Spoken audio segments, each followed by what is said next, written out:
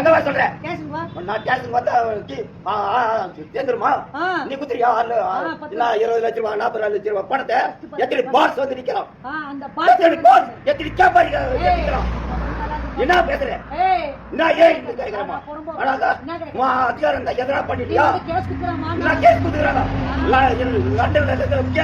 போலீஸ்னா எஸ்ஐனா பெரிய ஆளா ஒரு வயசானவரை போய் இந்த அம்மா ஏ வா அப்படின்னு சொல்லி ஒருமையில பேசிட்டு இருக்காங்க அப்படின்னு உங்களை நிறைய பேருக்கு கோவம் வந்திருக்கும். ஆனா ஒரு விஷயத்தை புரிஞ்சுக்கிறணும், உங்களுக்கு மண்டையில முடி நரைச்சிருச்சு, உங்களுக்கு வயசாயிருச்சுன்றதுக்காண்டி எல்லாம் மரியாதை கிடைச்சிடும். நீங்க எவ்வளவு பெரிய மனுஷத்தனமா நடந்துக்கிறீங்களோ அந்த அளவுக்கு தான் மரியாதை கிடைக்கும். சல்லித்தனமா நடந்துக்கிட்டா மரியாதை எல்லாம் எவனும் கொடுக்க மாட்டேன். சோ இந்த மாதிரி இந்த உதவி ஆய்வாளர் இந்த அம்மா இந்த ஆள் அப்படி கூப்பிடுறதுக்கு காரணம் என்ன அப்படின்னு பார்த்தோம்னா, வேலூர் மாவட்டம் குடியாத்தம் பக்கத்துல ஐதர்புரம் அப்படின்ற ஒரு கிராமத்துல இந்த ஆள் பேர் ஞானசேகரன். அதாவது இந்த ஆள் வந்து மளிகை கடையில நிறைய கடன் வச்சிருந்திருப்பான் போல. அதை திருப்பி கேட்டதுக்கு அருவாளை எடுத்துட்டு வந்து அந்த கடைக்காரங்களை மிரட்டி கடையில முன்னாடி இருந்த டேபிள்ல உள்ள கண்ணாடி எல்லாம் அருவாளை வச்சு உடைச்சு அங்க உள்ள பொருள் எல்லாம் சேதப்படுத்தி இந்த ஞானசேகரன் மேல வழக்கு பதிவு செஞ்சு அவனை விசாரிக்கிறதுக்காண்டி போலீஸ் போய் கூப்பிட போகும்போது தான் அந்த ஆள் வந்து வரமாட்டேன்னு சொல்லி ரொம்ப அவதூறா பேசியிருக்கேன். அதுக்கு தான் அந்த அம்மா ஏய் வா வர்றியா இல்லையா அப்படின்னு சொல்லி கேட்டிருக்காங்க. கொடுமை என்னன்னா இந்த நியூஸோட கமெண்ட் எல்லாம் பார்த்தோம்னு இதுவே உன்னை பெத்த அப்பாவா இருந்தா இப்படிலாம் பேசுவியா? யூனிஃபார்ம் போட்டுருந்தா நீ என்ன புடுங்கியா?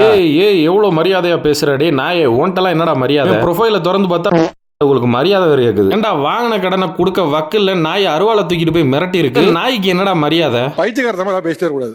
நானும் பார்த்துட்டே இருக்கேன், பைத்தியம் மாதிரி பேசிட்டு இருக்கீங்க.